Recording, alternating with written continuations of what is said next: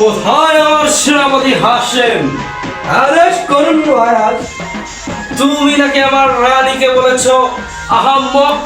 হ্যাঁ মহারাজ, আমি রানীমাকে আহম্মক বলছি। কেন তুমি আমার রানীকে আহাম্মক বললে একটু বলো তো শুনি। কেন বলছি তুমি কি শুনতে চাও মহারাজ? অবশ্যই বলো। তাহলে শোনো আমার কথা মহারাজ। রানীমাকে আমি কেন আহ্বান বলছি তার কারণ হলো, রানীমা আপনার সাথে রাগ করে 3 দিন ধরে খানা দানা সবকিছু বন্ধ করে দিয়েছে। তাই আমি রানীমাকে বলছি, রানীমা আপনি কি আহ্বান? সেনাপতি, এখন তো তোমার রানীমা আহাম্মক না দেখে ভাত খাবে না। তাই নাকি মহারাজ? হ্যাঁ তাই, তুমি যেখানেই পারো একজন আহাম্মককে ধরে নিয়ে আসো। আমি তাই চলে যাচ্ছি মহারাজ, আহ্বান খুঁজে বের করে ঠিক আছে মহারাজ।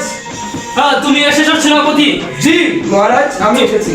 আহাম্মকের কি খবর? তুমি কি আহাম্মকের ধরে আনতে পেরেছো? জি মহারাজ, আমি বাজারে গিয়েছি, দেখলাম এক চায়ের দোকানদার লোকজনকে ফ্রিতে চা খাওয়াইতে মহারাজ।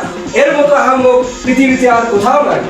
না না, সে তো আহাম্মক নয়, সে তো স্বেচ্ছাসেবী, সে তো মানুষের ভালো কাজ করতেছে, সে কখনোই আহাম্মক হতে পারে না। তুমি জলদি যাও, একজন পৃথিবীর শ্রেষ্ঠ আহাম্মককে ধরে নিয়ে আসো। তাই নাকি মহারাজ? তাহলে আমি চলে যাচ্ছি। ঠিক আছে। সালাম মহারাজ। সেনাপতি, তুমি এসেছো?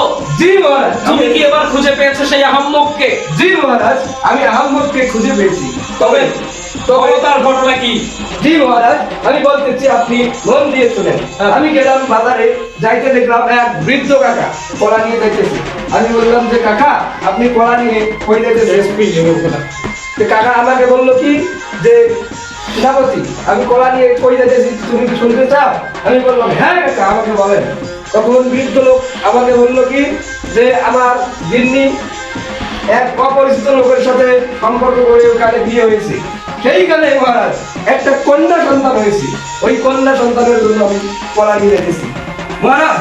এর মতো আহ্বান আমি এই জগতে কোথাও দেখি না। তুমি ঠিক বলেছো সেনাপতি, হয়তো এর মতো আহাম্মক এই পৃথিবীতে কেউ নেই। তুমি ওকে দিয়ে তাড়াতাড়ি গিয়ে তুমি তাকে ধরে নিয়ে আসো। তোমার রানীমা তাকে দেখেই আজ খাবার খাবে। তাই মহারাজ, আমি তাই দেখতেছি। তুমি তাই করো সেনাপতি। ঠিক আছে মহারাজ, আমি চলে যাচ্ছি।